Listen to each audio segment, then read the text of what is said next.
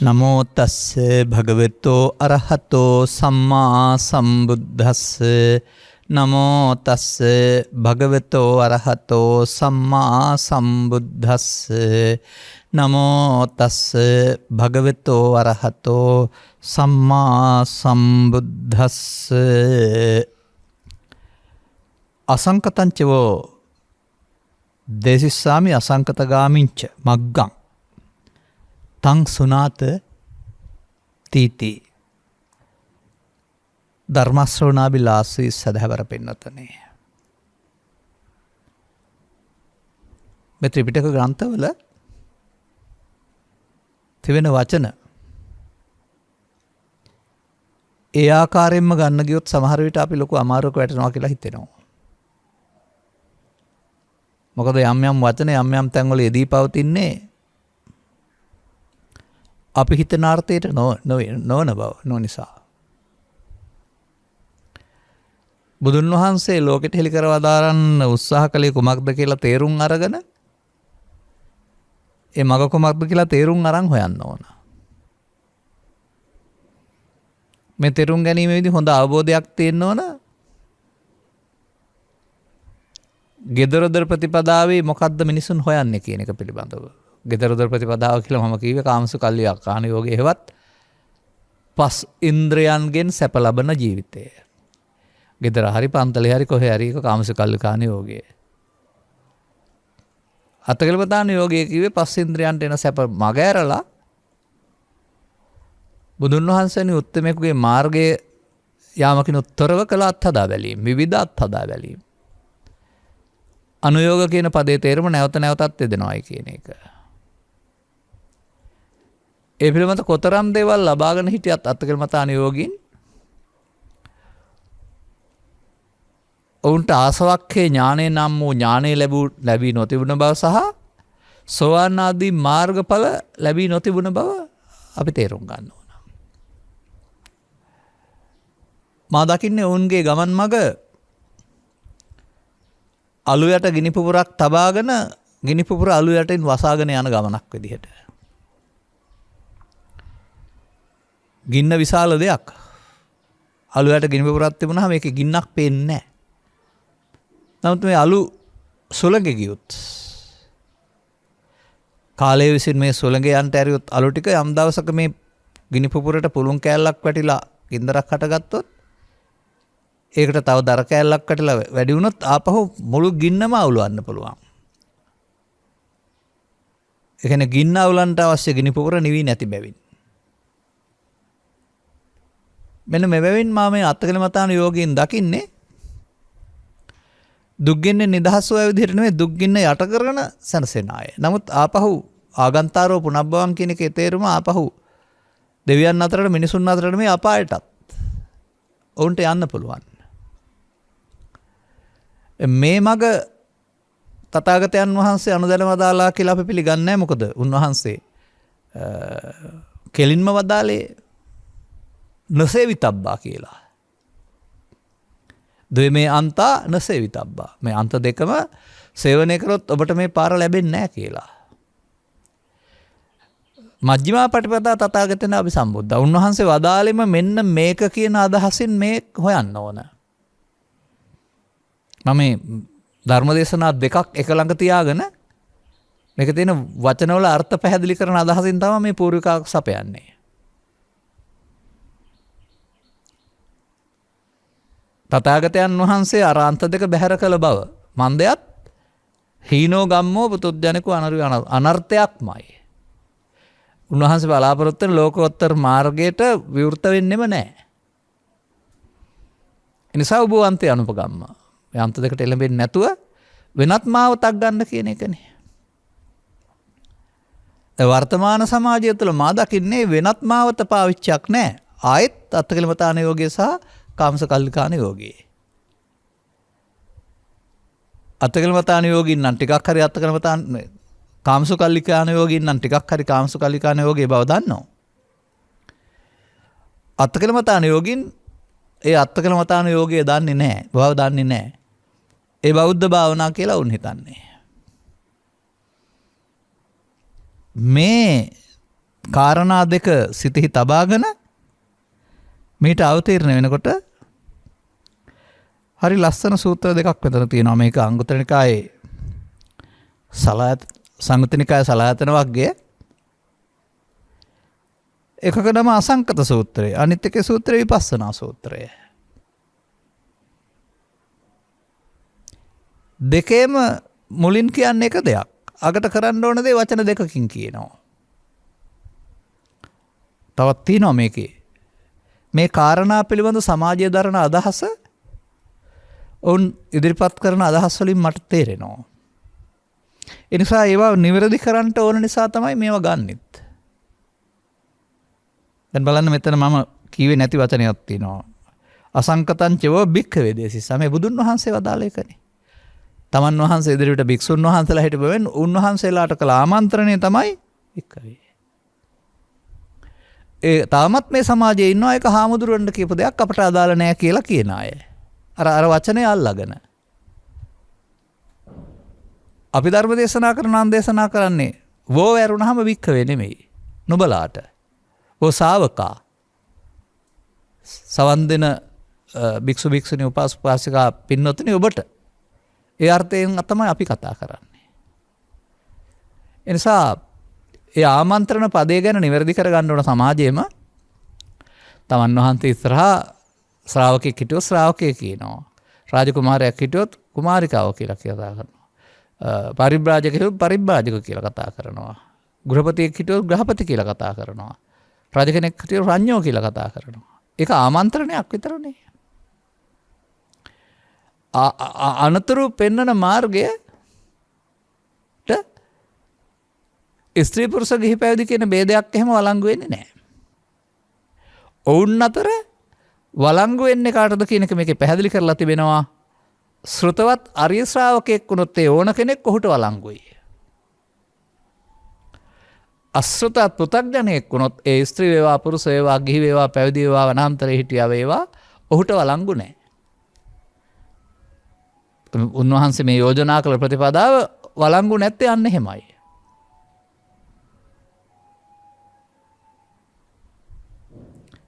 ඒකෙන් කියවෙන්නේ අදාළ තැනට එන්න තරම් ප්‍රමාණවත් ධර්මශ්‍රවණයක් අවබෝධයක් යොමුවක් නැති බව තමයි අල්පස්සුත භාවය නැත්තම් අසුතා පුතුග්ජනෝ කියලා කියන්නේ. ඒ தත්ත්වය තේරුම් ගන්න පුළුවනි නම් මේකට ඇඳුම හෝ කෙස් ඇති නැති බව හෝ ගිහි පැවිදි බව හෝ මේවා වැදගත් සාධක නෙවෙයි. කුමක්ද මේ පද දෙකේ පෙන්වන මේ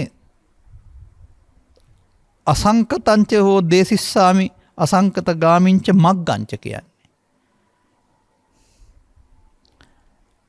අසංකත කියන පදේ සාමාන්‍යයෙන් පාවිච්චි කරනවා හේතු ප්‍රත්‍යයෙන් හට නොගත් කියන අර්ථය. නැත්නම් අසංකත කියන්නේ නිර්වාණයට. මේකේ තියෙනවා මහණෙනි ඔබට වරහන් ඇතුලේ අසංකතයක් කියන එක නිවනත්. අනතුරුව අසංකත ගාමින්ච මග්ගංච. අසංකතේ කරා මෙහෙවන්නා වූ මග ඔබට දේශනා කරන්නයි යන්නේ.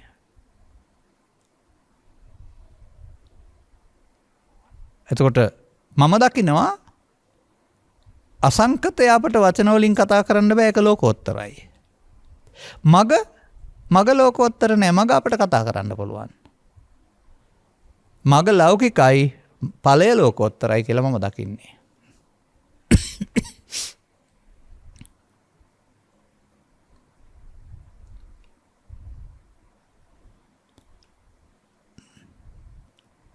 දැන් කතමංච බික්කවේ අසංකතං. මොකද්ද මේ ලෝකයා නිවන කියන වචනෙන් කතා කරන ස්වභාවය. ස්වභාවය කියන්නේ ඒකේ හැටි කියන එක. මෙතන හොඳ අර්ථයක් දීලා තියෙනවා.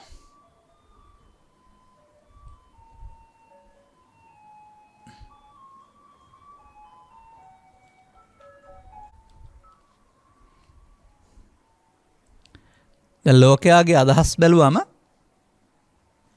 ඔවුන්ට නිවන කියන වචනේ තියෙනවා. ඔවුන් එහි අර්ථය කොහොමද හිතන් ඉන්නේ? මරණයෙන් එහා පැත්තට ලැබෙන දෙයක්ය. මහාන වුණාම ලැබෙන දෙයක්ය. අනාගත බුදුහාමුදුරුවන්ගේ ශාසනයෙන් ලැබෙන දෙයක්ය. පින් කරපුවාම ලැබෙන දෙයක්ය. මේ සියල්ල එකතුව සමාජයයි. ඔය එකක්වත් නෙමෙයි මේකේ පෙන්වන්නේ.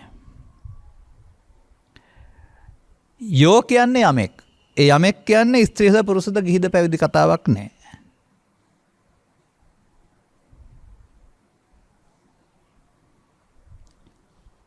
යෝ භික්ඛවේ මහණෙනි යමෙක් රාගක්ඛය දෝසක්ඛයෝ මෝහක්ඛයෝ ඉදං උච්චති ති භික්ඛවේ අසංකතං. යමෙකුට රාගයේ ඡේවීමක් ඇද්ද?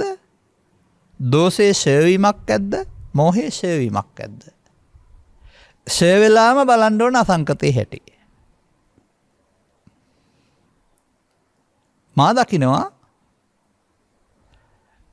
මොනම මාවතකින් හරි, ඒ කියන්නේ ත්‍රිලක්ෂණයෙන් හරි, චතුස්සත්යෙන් හරි, පටිච්චසම්පාද නිරෝධයෙන් හරි, කර්මක්ෂය කිරීමේ කර්මයෙන් හරි, මරණ සතිය වැඩිමෙන් හරි, ත්‍රිවිධ විතර්ක ප්‍රහාණයෙන් හරි මේක වෙන්න ඕනේ. එහෙනම් නිවන් දකින්න නම් පින් කරන්න ඕන කියන මේ අකට කියන්නේ මේ ප්‍රාථමික අදහසේ ඉන්න එපා. නිවන් දකින්න නම් පින් කරන්න කියන එක අනාගත බුදු සාසනය නිවන් දකින්න නම් එතෙක්කල් සසරේ ඉන්න පින් කරන්න ඕනේ. ඒ තේමාව. එහෙම නැත්නම් මිනිසුන් අතර හෝ දෙවියන් අතර හෝ පැවිද්දේ හෝ ආයවර්ණ සැප බල අඩුවක් නැතුව ලැබෙන්න නම් පෙර පින් කළ බව තියෙන්න වෙනවා. එහෙනම් අපි කිසි විටකත් ඒ පින් කළ බව කියන එක බැහැර කරන්නේ හෝ ප්‍රතික්ෂේප කරන්නේ හෝ විවේචනය කරන්නේ නැහැ. එපා කියන්නෙත් නැහැ.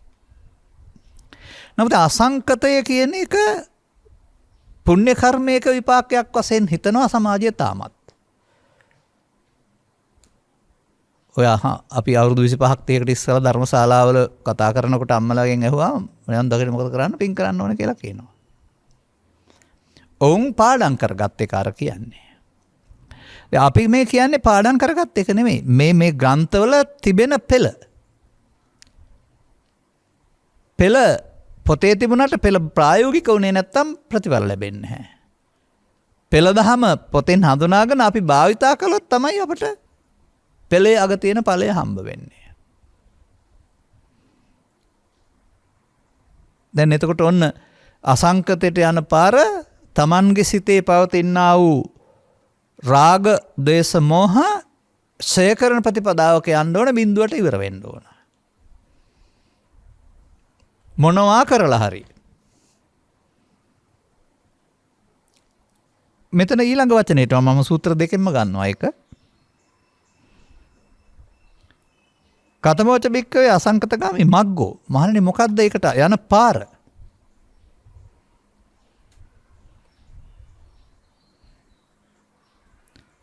සමතෝ අයං උච්චති බික්කවේ අසංකතගාමී මග්ගෝ.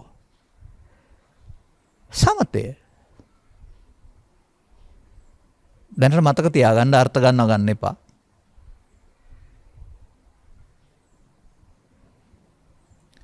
දැන් මෙහෙමනම් මේ බුදුන් වහන්සේ 15න්ට පෙර ආය අනුගමනය කළා වූ මාර්ගය කියන අර්ථය එන්න බෑ මේකෙන් සමතය කියලා.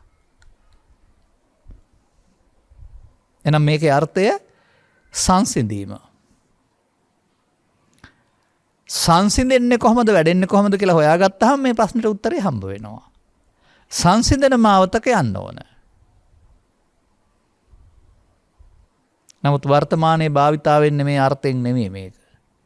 තවත් සූත්‍රවල මම දැකලා තියෙනවා සමතේ ලැබෙන උපකාරයක්ද විදර්ශනාවෙන් ලැබෙන උපකාරයක්ද සමත විදර්ශනා දෙකම වඩන්න ඕනේ කියලාත් කියලා තියෙනවා. නමුත් ඒ සමත කියලා කියන්නේ ධර්මයේ තේරුම් ගත්තේ නැතුව කෙලෙස් යටපත් කරන අරමුණක් වැඩිම කියන අර්ථයට ගත්තොත් වැටෙන්නේ අත්කලමතාණයෝගිට. මොකද ඒවැය ෂේවීමක් නැහැනේ. අනුයාරයෙන් සේ ප්‍රතිපදාවක යන්න ඕන. ඒවැය සිදු වෙන්නේ මොකද්ද? තදංග විස්කම්බන හේවත් යටපත් වීම හෝ ඈත් වීම. අර මුල සිඳලා නැහැ. ගින ගන්න තියෙන මූලය අඟුරු ටික යට වෙනවා ඇරුණාම ඒක නිවෙන්නේ නැහැ. ඊළඟ සූත්‍රයක් ගන්නවා මම. ඒකට විපස්සනා කියලා තියෙනවා. ඒකෙත් අර කියන පදමයි තියෙන අසංකතංචවෝ දේසිස්සාමි අසංකතගාමිනී මග්ගංච. නිවනට යන මගක් දේශනා කරන්න හදන්නේ. ඊට පස්සේ නිවන කියන්නේ මොකක්ද අහපම ආයෙත් කියනවා රාගක්කයෝ දේසක්කයෝ මොහක්කයෝ. අර මේකමයි. හැබැයි ඊළඟට එනකොට මග්ගං කතමෝච බික්කවේ අසංකතගාමී මග්ගෝ මග මොකද්ද?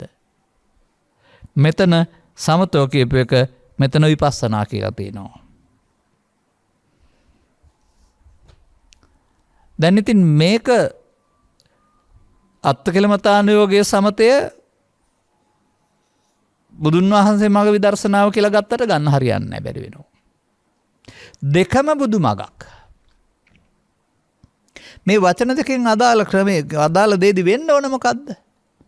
මේකෙත් තියෙන්නේ රාගක්කයෝ දෝසක්කයෝ මොහක්කයෝ, මේකෙත් තිබෙන්නේ රාගක්කයෝ දෝසක්කයෝ මොහක්කයෝ. ඒකනේ වෙන්න ඕන. අපි සාමාන්‍යයෙන් කියන්නේ ඉටියෙන් හරි මැටියෙන් හරි කමන්නේ බලලා මේවල්ලන්න ඕන කියලා. අන්න මේ රාග දේශ මොහ කියන අදහස් මිනිසුන්ගේ සිත්වල ජනිත වෙලා වර්ධනය වෙන්නා වූ ගසක් විනාශ කරන පිළලක් වගේ. පිළල කුඩයි. නමුත් ගසේ සාරය උරාගෙන ගස මරා දාන්න පුළුවන්. අතුපතර විහිදී ගියන් පසුව ඒක කපලා දාලා වැඩක් නැහැ, ගහ මැරෙනවමයි.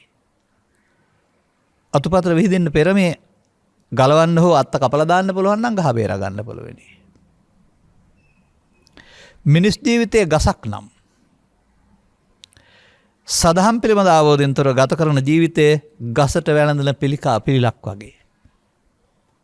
ආරම්භයේ පටන් අවසානය දක්වා මිනිසුන් වශයෙන් මොන මොන දේවල් කරමින් ජීවත් වුණත් රාග වේපොල්ලම්, දෝෂ වේපොල්ලම්, මෝහ වේපොල්ලම් කියනවා මේ තුනේ විපුලත්වයෙන් ජීවිතේ විනාශ වෙනවා.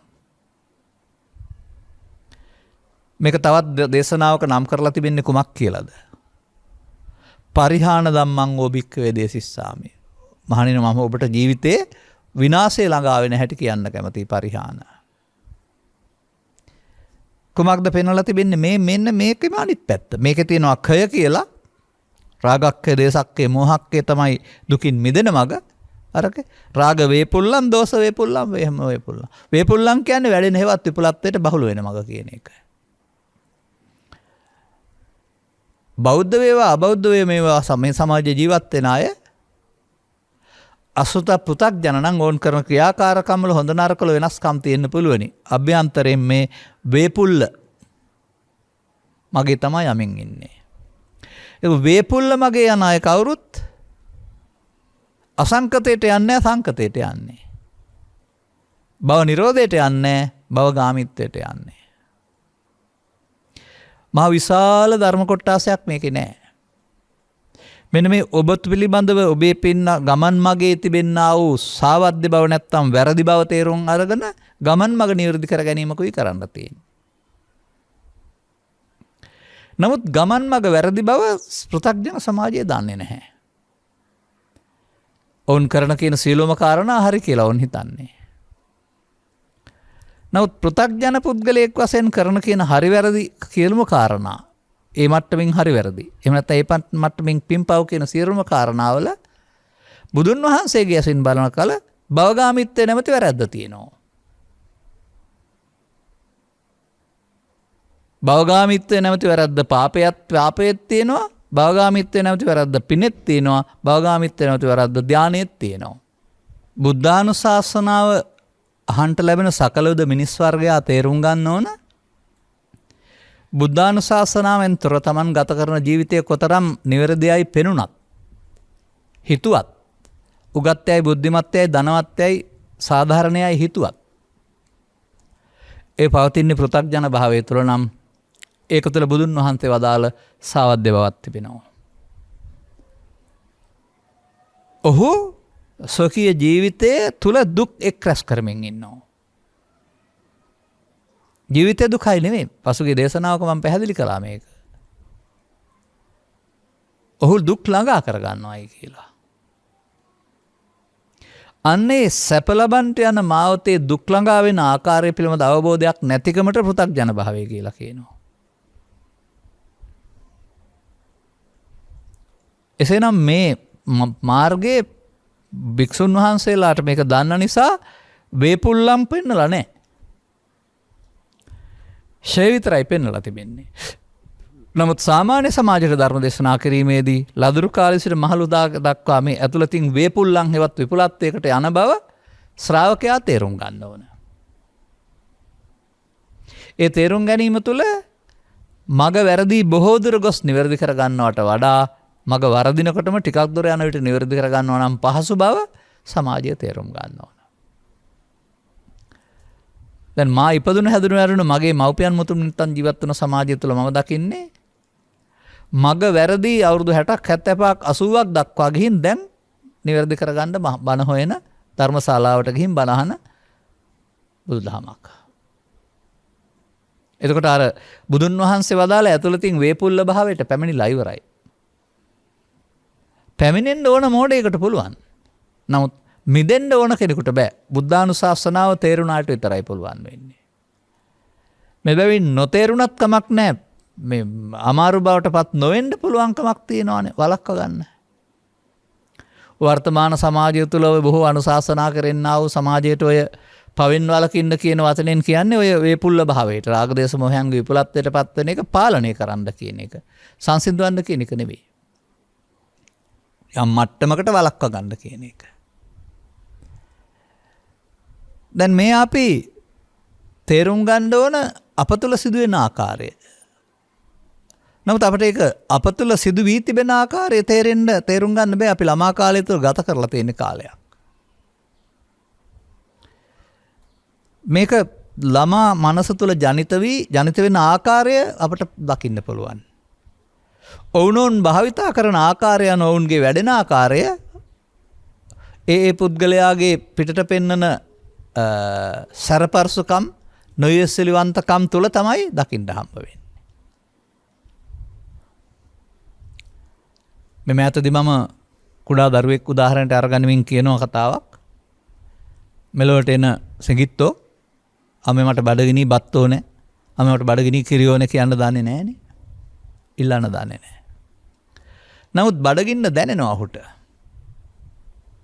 ඒක ප්‍රතිචාර දක්වන විදිහක් අම්මලා හොයා ගන්නවා. කෙඳිරි ගාන එක හරි අතපය එහාට මෙහාට හොලවන එක හරි මොකක් හරි. ඒකෙන් තේරුම් ගන්නවා මේ ඔහුට කැමැත්තක් ඇති වෙලා කිරි බොන කියන එක. ටික දවසක් යනකොට ඒ ඉරියව්වෙන් දෙන්න අම්මටත් අමතක වෙනවා ගානකුත් නැතුව යනවා. වෙන වැඩ එදෙනකොට යුට්ටක් ලොකු වෙනකොට. දැන් කෙඳිරි ගාලා බැලුවා හම්බ වෙන්නේ නැහැ. තව ටිකක් ලොකුවෙන් කෑ ගහනවා හයියෙන්. ඒත් හරියන්නේ නැත්නම් තරහෙන් කෑ ගහනවා. ඔබ දැකලා ඇති. යටගිරියෙන් කෑ ගහනවා කියලා අපි කියමු. දැන් ඒ ඉල්ලනවා. තවත් ටිකක් දවස් යනකොට එහෙම කෑ ගැහුවත් අම්මා එතනන් අමතක වෙනවා. ඒ දරුවාම මාස 5ක් 6ක් 7ක් යනකොට ඉසක ටික අල්ලලා අදින්න හරි ළඟ තියෙන දෙයක් අල්ලලා විසි කරන්න හරි පුරුදු වෙනවා. මේ මම දැක්කේ දරුවෙකුගේ ක්‍රියාකාරකත්වයක්. ඔහුගේ පිටපැත්තෙන් ක්‍රියාව පේන ආකාරය. දැන් ඇතුළත මොකද්ද මේ ක්‍රියාත්මක වෙන්නේ කියලා හොයන්න. අන්න ඒක තමයි මේ මූලය. අර බඩගින්නට ආහාර ඕනකම කැමැත්ත. ඒකට ඉඩ නැති වෙනකොට තරහෙන් කෑ ගහන එක ව්‍යාපාදය. ව්‍යාපාදේ මදි වෙනකොට අල්ලපු එකෙන් දමලා ගහනකොට විහිංසාව. මේ කාම විතර්කයේ ව්‍යාපාද විතර්කයේ විහිංසා විතර්කයේ බීජ රෝපණය වෙන්නේ කුඩා කාලේදී දරුවෙකුගේ. ඉතින් ඔය පිළිබඳ අවබෝධයක් නැති දරු අම්මලා තාත්තලා උරුරු හැමදෙනෙක්ම මේ තුන බලවත් කරන්න උදව් කරනවා. තමන්ගෙත් බලවත් වෙලා අනිත් අයත් බලවත් කරන්න උදව් කරනවා. මේ තුන බලවත් කිරීම මිනිසා දුකටපත් කිරීමයි කියන තේමාව සමාජයට ගත්තොත් එහෙම. එනම් මව්පියන් හරි ගුරුවරු හරි අධ්‍යාපනඥයෝ හරි හැමදෙනා මේ දරුවන්ගේ මේ දුකටපත් වෙන පාරට හේතු ඉදිරිපත් කරන්න නැතුව වහලා දායිනේ. නමුත් වර්තමානයේ විවර වෙන්නේම මේක බලවත් කරන පාරට. දැන් අර ලදරුවා ගාව තිබුණා වූ මොහොනේ තිබෙන අහිංසක බව හිනාව කියන එක මේ තුන් අවස්ථාවේදී අතුරුදහන් වෙලා නේද? පස්සේ ආවට. දරුවෝ හදන අම්මලා තාත්තලාම ටික දවසකින් කියනවා නේද? "ඒ තරම් කීකරුණයක් දඩබ්බරයි දැන් මටත් ගහන්න එනවා නපුරුයි." ඒ පුද්ගලයාද නපුරුනේ? කයද නපුරුනේ? නෑ අර චිත්ත අභ්‍යන්තරයේ ත්‍රිවිධ විතර්කයේ බලවත් වෙන ආකාරය. දැන් ත්‍රිවිධ විතර්කයේ බලවත් වෙනවා කියන එකේ තේරුම සංකතයට යන්නේ, නිවනින් ඈතට දුකට යන්නේ. දැන් අත්තමුත්තව ත්‍රිවිධ විතර්කය ගැන දැනගෙන හිටියේ නෑ නේද? පන්සලට ගියා, මල් පහන් පූජා කළා, පින්කමක් කරගත්තා, කටින පින්කමක් කරගත්තා, ගෙට ගෙව දුන්නා, පාංශු කුලේ දුන්නා. නමුත් ගොවිතැන්පත් කරන්න යාමේදී දේශපාලනය කිරීමේදී අන්නෝන්නේ ප්‍රශ්නවලදී චිත්ත අභ්‍යන්තරයෙන් මේ තුන පාවිච්චි කළා. පෘථග්ජන මිනිසා කියන්නේ මේ තුන අවියක් විදිහට පාවිච්චි කරන කෙනාට. කාම විතර්කය, ව්‍යාපාද විතර්කය, විහිංසා විතර්කය. මේ පෙන්වන්නේ එක තමයි රාග, දෝෂ, මෝහ කියන්නේ ඒ තුන තමයි. පොඩි වෙනස්කමක් සහිතව. මෝහ කියන එක සමහර විට විහිංසා කියන එකෙන් කියවෙන්නේ නැහැ. ඊට වඩා ගැඹුරුයි විහිංසා කියන එක. නමුත් මෝහ කියන පදේ මුලාව කියන අර්ථය තියෙනවනේ. එතනත් මුලාවක් තමයි තියෙන්නේ. දැන් මේ බාහිර වශයෙන් සුදු ඇඳගෙන හිටියට, අටසිල් සමාදන් වෙලා හිටියට, සිවුරු පොරවන් හිටියට, පන්සලක හිටියට, ආරණ්‍යක හිටියට ඔවුන් කරන්නේ මේ තුන බලවත් කරන එක නම් මම දකිනවා ඔවුන්ට ආගමික ජීවිතයක් නැහැ. අපි දකින තේමාවෙන් අපි කතා කරන්නේ. ඇඳුමක් ඇඳගෙන අතුපතු ගාගෙන මලක් පහනක් පූජා කරගෙන බුද්ධ පූජා තියාගෙන අපි ආගමිකයි කියලා ඉන්නවා වෙන්න පුළුවන්. තව ශික්ෂාපද සමාදානයක. නමුත් ඇතුළතින් ඒ සීමාව තුලත් ඔවුනොවුන්ට පේන්න බැරි මේ තුන නම් බලවත් කරන්නේ. දැන් ඔහු යන්නේ කොහාටද? සංකතයට නැත්තම් දුකට. ඔහුට කවදාවත් තනියෙන් මෙහෙම දෙයක් වෙන බව තේරෙන්නේ නැහැ. තේරෙන්නේ නැත්නම් වැඩෙනව ඇරුණාම ශේ ප්‍රතිපදාව කොහොමවත් තේරෙන්නේ නැහැ.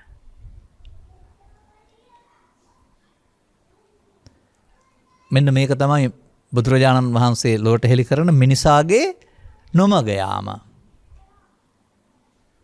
ඔය ලෝකයා කතා කරයි මත්පැන් වලින් හොරකමෙන් නොමග යනවා කියලා. ඊට වඩා මම මේක මහා පරිමාණ නොමග යාමක්. සමස්තය සඳහා පොදු.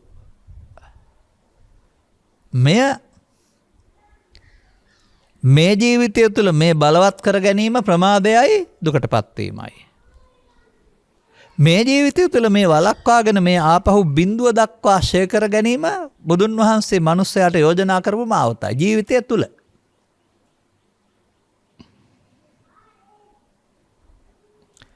මා දකින්නේ ඉතිහාසය තුළ බුදුන් වහන්සේගේ ධර්ම ප්‍රචාරක සේවා තුළ උන්වහන්සේගේ ඇසුර ලැබූ අය මම මේ පාර යන්න කැමතියි කියලා කියපු එක තමයි මම අද පටන් තෙරුවන් සරණ ගිය බෞද්ධයෙක් වෙනවා. අපි වගේ අම්මා තාත්තා බෞද්ධ හින්දා කටේක සුද්ධයන් ඉස්සලා බුද්ධං සරණං ගච්ඡාමි කියලා බෞද්ධයෙක් උනේ නෑ. ඒගොල්ලෝ කවුරුත් බුදුන් හෝ ශ්‍රාවකයෝ හමු වී මේ මං දෙක අසංකතගාමිත්වයයි සංකතගාමිත්වයයි දෙක තේරුම් අරගෙන මම සංකතගාමිත්වය යන්න කැමති නෑ. මං අසංකතගාමිත්වය තෝරගන්නවා කියප එක තමයි ඔය තෙරුවන් සරණගත වීම බෞද්ධ කියන එකේ සැබෑ අර්ථය කියලා මම අද දකිනවා.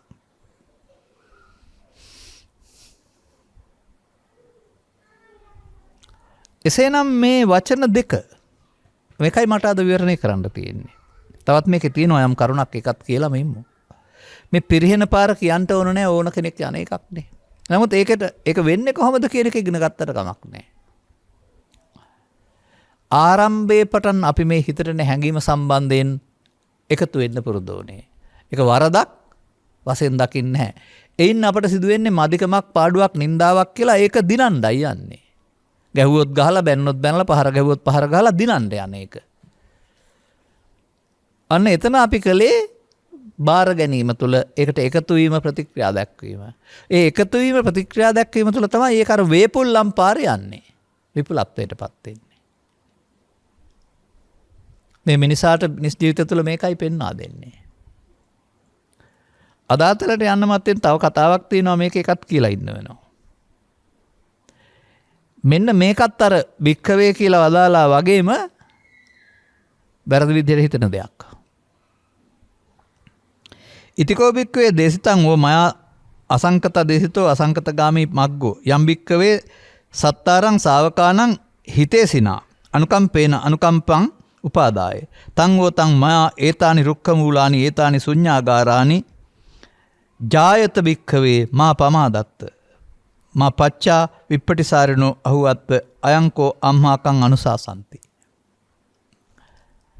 මෙන්න මේකත් වැරදි විදිහට ගන්න එකක්. මොකද්ද මේ කියලා තියෙන්නේ?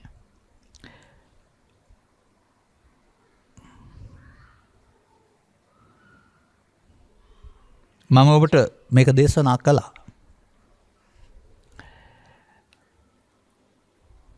සත්වයින්ට නැත්තම් මනුස්සයන්ට හිතේසි වූ අනුකම්පා වූ තථාගතයන් වහන්සේ නමක් විසින් යමක් කළ යුතු නම් අනුකම්පා උපදවාගෙන ඔබට මා විසින් එය කරලයි තියෙන්නේ. ඒ තමයි කරුණ පැහැදිලි කරන එක. දැන් කියනවා ඔය තියෙන්නේ රුක් සෙවන, ඔය තියෙන්නේ පාලු කුටි. එතෙන්ට ගිහින් සංසුන් බව වඩන්න අප්‍රමාද වෙන්න. අන්න අරණ්‍යගතව රුක්ක මූලගතව කියන එක ඊට පස්සේ ගන්නවා ඔක්කොටම කැලේට ගිහින් ඉඳගෙන ඉන්න ඕන කිව්වයි කියලා.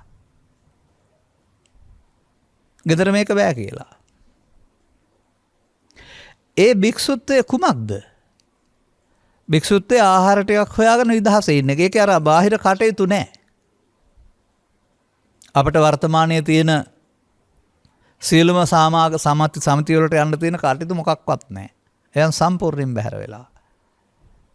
එහෙනම් උන්වහන්සේලාට ගැටෙන්න කාරණා නැහැනේ. එනම් පූර්ණ කාලීනව මනෝද්වාරයට මුහුණ දීලා එන කාරණා සංසිඳවන්න කාලය ගන්න පුළුවන්. මේකෙන් කියන්නේ අනිත් අය වැඩ අතහැරලා ගහක් මුනේද ගන්න ඕන කියන එක නෙවෙයි. අන්න ඒක තමයි නිවැරදි කරගන්න ඕන කාරණාව.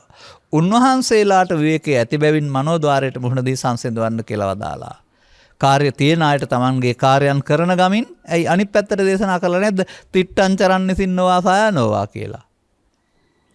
ඒ ගහක් යට ඉඳගෙන කියලාද තියෙන්නේ? සතර ඉරියව්ව. හිටගෙන ඉඳිද්දි, වාඩි වෙලා ඉඳිද්දි, දිගා වෙලා ඉඳිද්දි ගමන් කරද්දී. එනිසා ඒකට ඒ ඉරියව්ව නෙමෙයි වැදගත් වෙන්නේ. මේ අවස්ථා තුන තමන්ගේ හිතට එන්නේ කොයි වෙලාවේද? එනතුරු බලන් ඉඳයි ඕනේ. පෙර මේක එනතුරු බලන් ඉඳලා ඒකට එකතු වෙලා ජීවිතය අවුල් කරගත්තා. දැන් සදහම් තේරුම් ගත්ත පුද්ගලයාට එන එක වදයක් නෙවෙයි, එන එක ඉවත් කරලා දාන්න උදව්වක් වෙනවා. එන්නේ නැතුව ඉවත් කරන්න බෑ. මොකද මේවා එනකොටයි තියෙන බව තේරෙන්නේ. හේතු වශයෙන් සැඟවී තියෙන තැන තියෙනවා කියලා හොයන්න බෑ. එතෙන්ට ගොස් අර සතුරන්ට පහර දෙනවා වගේ එතෙන්ට ගිහින් පහර දෙන්න බෑ. මේ නිසා මේ පිළිබඳ ලස්සන වචනයක් වැදලා තිබෙනවා. uppannam. uppannam කාම විතක්කං. uppannam ව්‍යාපාද විතක්කං. uppannam ඒව උපදින්න එපා කියලා නෑනේ. දැන් අර සමත පදේ මම විග්‍රහ කරනවා. හොඳයි අර ධානය සංසුන් අරමුණක් අරගෙන ඉන්නකොට දැන් uppannam තියෙනවද? උපදින්න දෙන්නේ නැතුවනේ ඉන්නේ. මා මේ ආසනයේ සිටින විට මේ ආසනය සුවපහසුයි කියලා හිතන්න ඔබ හැමෝම මේකට ඇලුම් කරනවා. නමුත් ඔබට මේකේ වාඩි වෙන්න බෑ මා ඉන්නතුරු. අන්න වගේ යම් අරමුණක් සිතේ තිබෙනතුරු අනිත් අය එන්නේ නැහැ. සමත කියන පදයෙන් අරමුණක් කරන් සංසුන් කළොත් එහෙම එනං අර රාගදේශ මොහ මූලයන් එන්නේ නැහැ, යට වෙලා තියෙනවා. වරුණාම ඒක බුදුන් වහන්සේ වදාළ මග වෙන්න බෑ. ඒක බුදුන් වහන්සේ වදාළ සමතේ වෙන්න බෑ කියලා මම කියන්නේ. ඔය ලංකාවේ තියෙන මේ දවස්වල සමත මණ්ඩල කියලා. මොකක්ද සමත මණ්ඩල කියලා කියන්නේ? අර්බුදයක් සමතයකට පත් කිරීම. ඒ සමත පදයේ සිංහලයට ගන්න ඕනේ සංසිඳීම කියන අර්ථය. එනම් රාගදේශ මොහ සංසිඳන පාරක් ගන්න කියලා නෙමෙයි කියලා තියෙන්නේ. වැඩෙන්නේ කොහොමද, සංසිඳෙන්නේ කොහොමද කියන කාරණය පිළිබඳව ශ්‍රාවකයා අවබෝධයක් ලබා ගන්න ඕන. වැඩෙන්නේ ආතක් පාතක් එලවක් මෙලවක් නැතුව උපදින හැම එකටම එකතු වෙන්න ගියාම, දවලක් රැයක් නැතුව තමන්ගේ හිතට එන හැම එකක්ම බාර අරගෙන ප්‍රතික්‍රියා දක්වන්න ගියාම, ඒ බාර ගැනීම තුළ චිත්තාභ්‍යන්තරේ මේක තුනකට බෙදෙනවා. ඒ තුන ඔස්සේ වැඩෙනවා. ඒක තථාගතයන් වහන්සේ වදාරනවා පරිහාන ධම්මං ඔබික්ක වේදේසි සමහණින් මම ඔබට පිළිහැන්ට කියන්නයි යන්නේ. රාග වේපුල්ලම්, ද්වේෂ වේපුල්ලම්, මොහ වේපුල්ලම්. දැන් රාගවේ පුල්ලම්, දේශවේ පුල්ලම්, මෝහවේ පුල්ලම් නම් ඒක ආගමික ජීවිතයේද? ගෙදර හිටියත්, කැලේ හිටියත්, පන්තලේ හිටියත්, උපාසිකා වෙලා හිටියත්, භික්ෂුණී වෙලා හිටියත් අන්න ඒකයි සමාජය තේරුම් ගන්න ඕන. මේ පිළිබඳ අවබෝධයෙන් තොරව බාහිර සකස් කරගත්තා වූ ආගමික චාරිත්‍රාත්‍රික හිර වෙලා ඉන්න බොහෝ දෙනෙක් පුරුදු වෙලා ඉන්නවා. මම දකින්නේ ඒක නොගැඹුරුයි. ඒක දසවස්තුක සම්මාදිට්ඨියෙන් එහාට යන්නේ නැහැ. අර මුහුණ දෙය යුතු තැනට මුහුණ දෙන්න අවශ්‍ය අවබෝධය සහ සතිය උන්ට වැඩින්නේ නැහැ. මේ අසහනය තුළ, මේ අපරාධය තුළ නේද සම්බුදු සසුන හිර වෙලා තියෙන්නේ කියලා අපට පේනවා. අන්න මිනිසුන් අවදි කරන්න ඕනේ. මිනිසුන්ට සිහිය දෙන්න ඕන. මිනිසුන්ට අවබෝධය දෙන්න ඕන. මිනිසුන් වීරියමත් කරන්න ඕන. මේ උගුලෙන් ගැලවෙන්නට මේ මොහොත යොදා ගන්න කියලා. එබැවින් අරමුණක් අරන් අරමුණු යට කිරීම කියන අර්ථයෙන් මේ බුදුන් වහන්සේ වදාළ සමත කියන පදේ තියෙන්න බෑ. මොකද මජ්ක්‍ධිමා පටිපදානේ. ඒක තිබුණේ අත්කලමතාන යෝගීන්ගේ. ඒ අර්ථයෙන් මේක යොදලා තියෙනවා කියලා මම කියන්නේ නැහැ. මොකද මේකේ අන්තිමට කියනවා රාගක්කය දේශ අසංකත ගාමී ප්‍රතිපදාව සමතේ කියලා.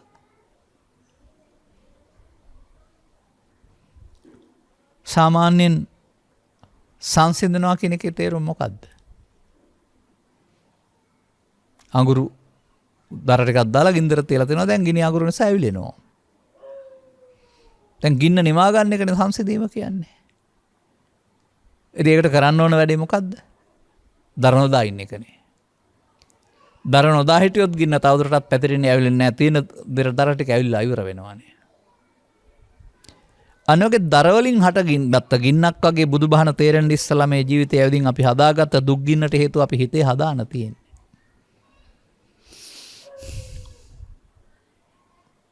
ඒ ටික තමයි අපිට මේ දුක් ගෙනත් දෙන්නේ. ඒක තමයි දුක් ගින්න. දුක් ගින්න මහා ගිනි ජාලයකි. ගීතපදයකින් තියෙනවා.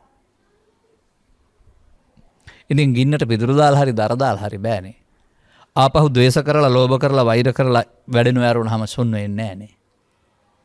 ඒක නොකිරීම කියන අර්ථයෙන් කොහොමද අපි මේකට අවතීර්ණ වෙන්නේ? මේ අභ්‍යන්තරය ගිනි ගන්න තියෙන හේතු ටික සියල්ල ඇවිදින් ඉවර වෙන්න වෙනවා. අර හංගලා තියාගත්තට ඇවිදින් ඉවර වෙන්නේ නැහනේ. ඒ නිසා බුදුන් වහන්සේ මේකට මුහුණ දෙන්න කියලා කියනවා. අන භික්ෂුව වෙනත් වැඩ නැති නිසා විවේකව ඒකට මුහුණ දෙනවා. උපාසකවරයා මව හෝ පියා හෝ දරුවන් හෝ කටයුතු ගොවිතැන හෝ කරමින් ඒකට මුහුණ දෙනවා.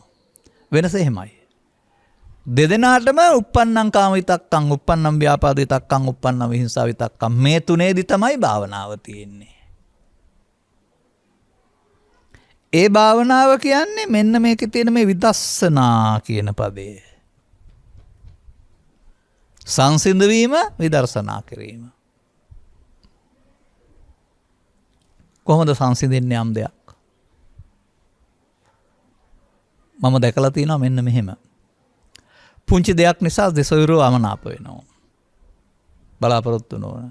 නමුත් සහෝදරත් ඊට වඩා වටිනවා. නමුත් මේ අමනාපේ පළ කරන්නේ හෝ ප්‍රතික්‍රියා දක්වන්න යන්නේ නැහැ. ටික දවසකට පස්සේ උන් අර අමනාපේ පැත්තකට දාලා කතා කරනවා. පරණ තැනට එනවා. ඒ සංසෝධන කොහොමද? ඇවිලට ගින්නට පිදුරු දාපු නැති නිසා. ඒක පැවැත්වුවේ නැති නිසා.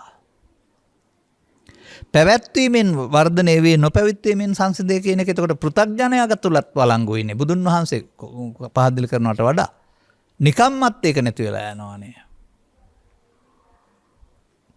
එහෙනම් අප තුල ඉන්නා වූ මේ අපව මෙහෙවන්නා වූ බලවේග තුනක් අප විසින් විනාශ කර දැමීමේ ප්‍රතිපදාවට ආයුතුයි. මම දන්නේ ඒක තමයි ප්‍රතිපත්තිකාමී බෞද්ධකම, ප්‍රතිපත්ති පූජාවෙන් බුදුන් පිදීම. අපට අහිතකර ලෙස හිත තුළ තිබී බලපාන්නා වූ මේ බලවේග තුන ජීවිතය තුළ හැකිතාක් ඉක්මනින් වනසා ගැනීම සඳහා, විනාශ කර ගැනීම සඳහා මඟ ගත යුතුයි. ඒක තමයි මම දකින්න ප්‍රතිපත්ති පූජාව, ආගමික ජීවිතය. මේ සූත්‍ර දෙකේ එකට වචන දෙකක් යදෙනවා. රාගක්කේ, දේසක්කේ, මෝහක්කේ. මෙන්න මේ වැඩේ කරන්න කියලා ඒ පෙන්නන්නේ. ෂේ වෙන්නේ කොහොමද?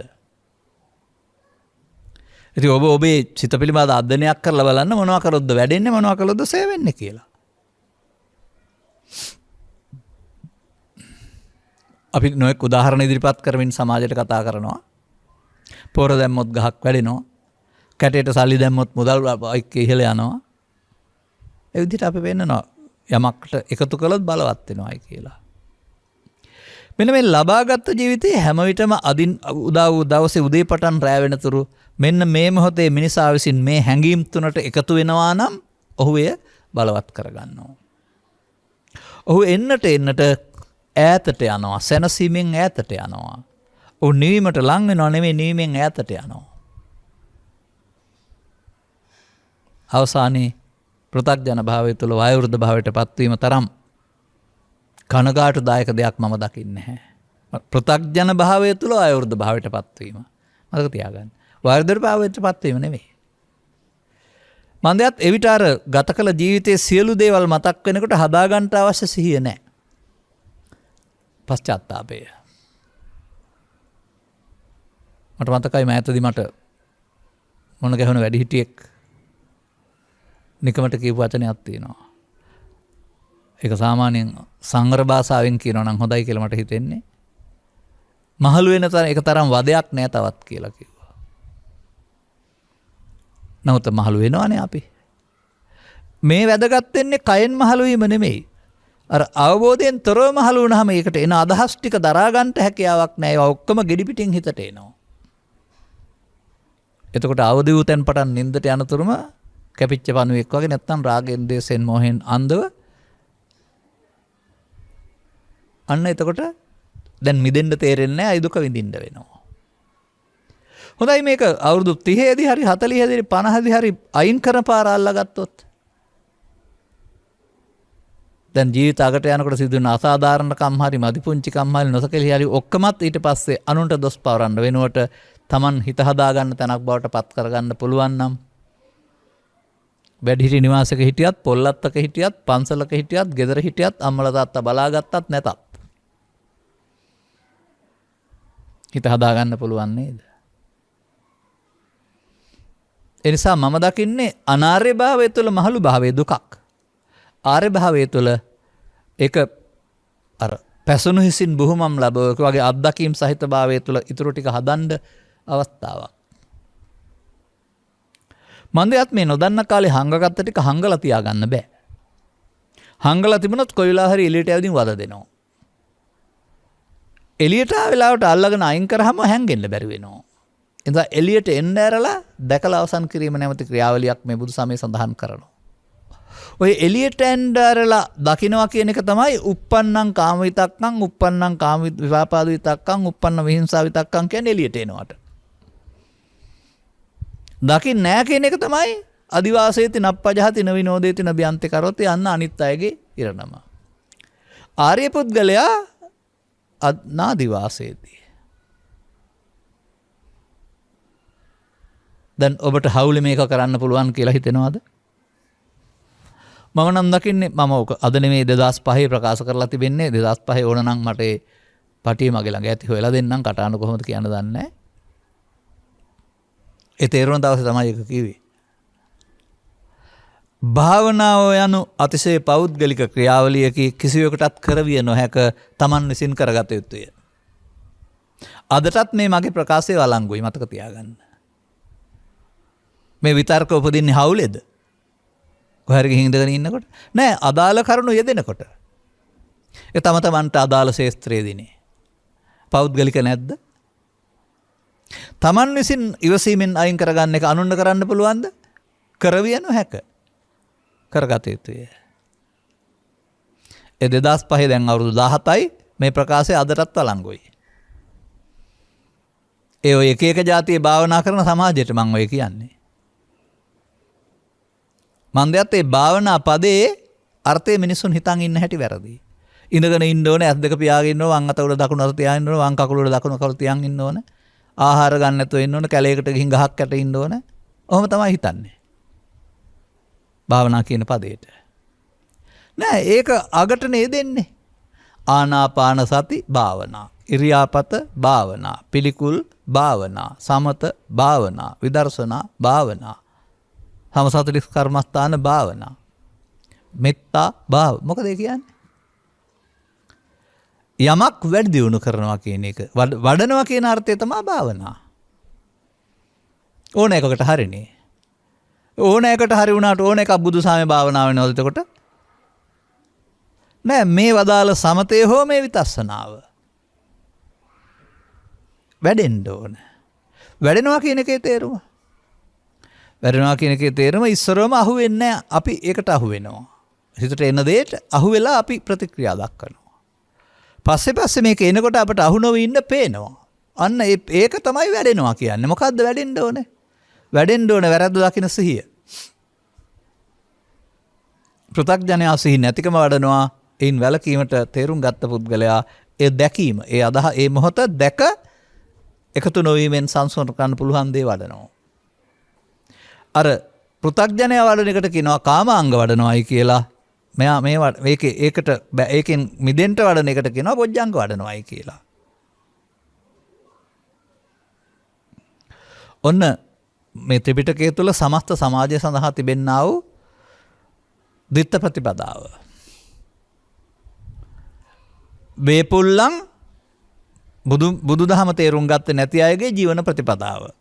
කනබොන අඳින පළඳින එක ඔක්කොම කරන වැඩක්.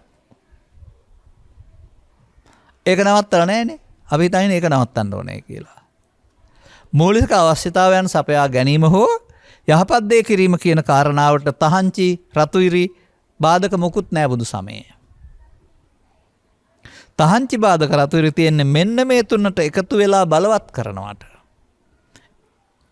එසේනම් දරුවව දුක හදාගනී කියලා බුදුන් වහන්සේ වැඩ හිටියා නම් කියාවේ. දැන් බලන්න මේක තව මොහොතක්. මේ න්යාමයේ භාවිතා වෙනවා නේද? අධ්‍යාපනය තුළ, අධ්‍යාපනයේ පුටුව තුළ, විභාගය තුළ, විභාගයේ තරඟය තුළ, කොපි කිරීම තුළ, ඔවුන්ට වංචා කිරීම තුළ, රචනා තරඟය, ක්‍රීඩා තරඟය තුළ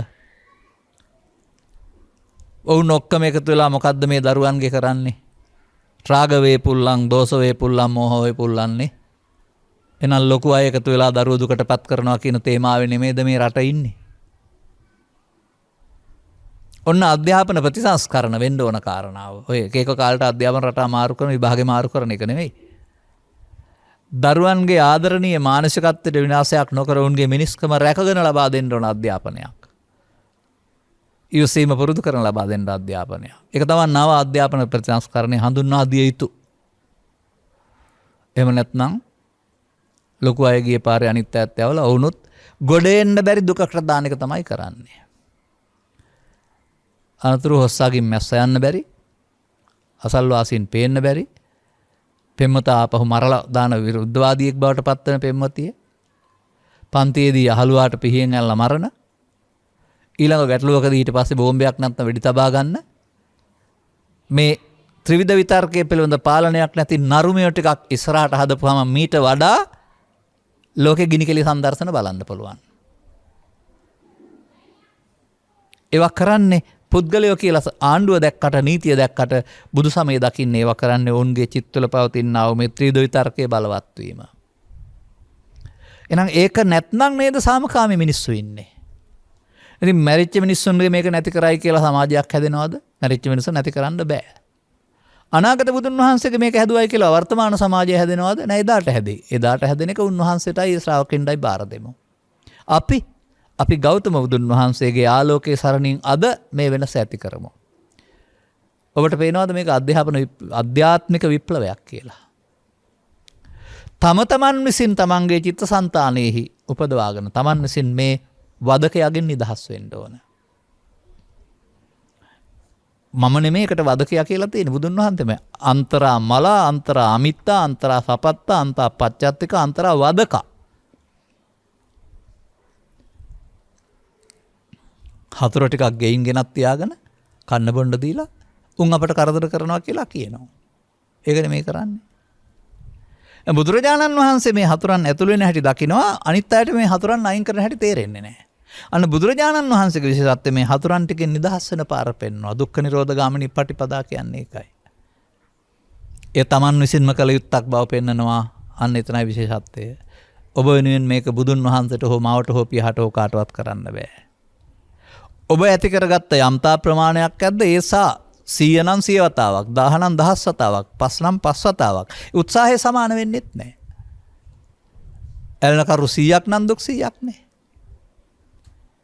තම තමා මෙන්න මේ සිද්ධිය පිළිබඳව පෞද්ගලිකව අවබෝධ කරගෙන තම තමන් ජීවත් වන ශේස්ත්‍ර තුල තමයි තමන්ගේ මේ හැඟවන සතුර එළියට එන්නේ කියලා තේරුම් අරගෙන අන්නේ පිළිබඳව අවබෝධයෙන් හිටියොත්, අවධානයෙන් හිටියොත් සතුර එන වෙලාවට අල්ලා ගන්න පුළුවන්.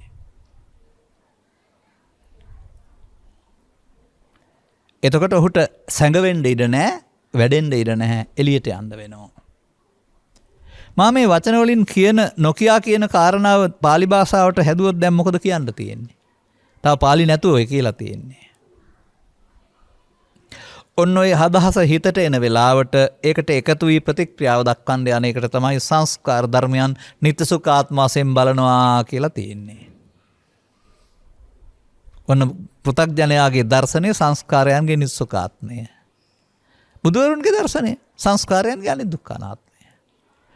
ඒ එන මොහොතටම ඒකට එකතු නොවි අවසන් කරනවා, එකතු නොවීමෙන් අවසන් කරනවා කියන එක තමයි පංච උපාදානස්කන්ධය අනිත්‍ය බලනවා නැත්නම් අනිදුක්ඛ අනාත්ම වශයෙන් බලනවා කියන්නේ. ඒ වචනේ නම් සමාජයේ තිබුණා. මෙතනයි මේක තියෙන්නේ කියලා දන්නේ නැහැ නේ කවුරුත්. ඒකනේ කාරණාව. නිට්ටයක් තියෙනවා, අනිත්‍යයක් තියෙනවා. පොත්පත් වලක් තියෙනවා, කතාත් කරනවා, ලියනවා, කියනවා, පාඩම් කරනවා. ඒක ප්‍රායෝගික වෙන්න තේරෙන්නේ නැහැ නේ. සාමාන්‍යයෙන් පොතේ පතේ න්‍යාය තියෙනවා පෙළ දහම. න්‍යාය ඕනේ. නමුත් න්‍යාය භාවිතයට ගන්න ඕනේ නේ. අනාගත බුදුන් වහන්සේගේ ශාසනය නිවන් දකින්න පෙරම්පුරන සමාජයක් කියන්නේ න්‍යාය අරුණාම භාවිතයක් නැහැ කියන එකයි. තේරුම් ගන්නවා. නමුත් බුදුන් වහන්සේ කියන්නේම භාවිතෝ බහුලීකතෝ, භාවිතා කරන්න බොහෝ කොට භාවිතා කරන්න. අන්න භාවිතයටපත් වෙන්න වෙනවා ප්‍රායෝගික. න්‍යාය භාවිතය කියලා කතා කරන්නේ නැත්නම් දරුවෝ නම් ඔකට කියන්නේ තියරි සහ ප්‍රැක්ටිකලි කියලානේ. තියරි ගන්න ගුරුවරයාගෙන් ප්‍රැක්ටිකලි කරන්න ඕන ගෙදර ඇවිදින්. අන්න ඒ වගේ ප්‍රායෝගිකව මේ අවස්ථාවන්ට මුහුණ දීම තුළ මෙන්න මේ අවස්ථාවට වහල් නොවෙන්න දිනු කරන්නා වූ නුවණට තමයි මේ සිහිය වඩනවා කියලා කියන්නේ. එයාට හොරෙන් ඊට පස්සේ එකතු වෙන්න බෑ. එයා දන්නවා මේ පාර වැරදි කියලා. එයා අකුසලයකට වෙන්න දෙන්නේ නැහැ. අකුසලයෙන් වෙන්නේ මේ කුසලයට හිත මෙහෙවනු ලබනවා. දැන් මෙන්න මේ ටික තේරුම් ගැනීම සමස්ත බුදු සමයම තේරුම් ගැනීමයි.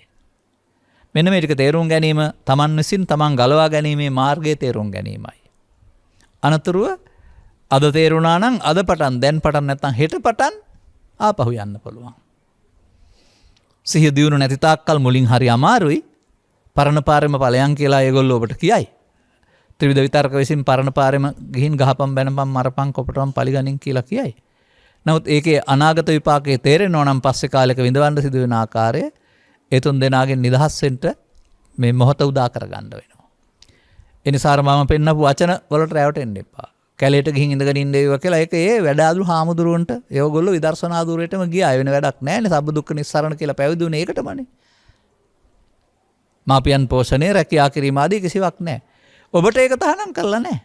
ඔබ ඒ කටයුතු කරන්න ඒකෙදිත් ඔබේ මේ තුන් දෙනා එනවා. කෝකෙදි හරි මේ තුන් දෙනා එනකොට එයාට එකතු නොවෙන්න තමයි බුදුහාමුදුරුවෝ ගන්නලා තියෙන්නේ. මෙන්න මෙතෙන්ට මේ එකතු නොවෙන්න දිනු කරන එකට සතිය කියනවා ඇරුණාම වෙන මොකක් හරි සතිය කියලා පාඩම් කරන් හොයන්න යන්න එපා.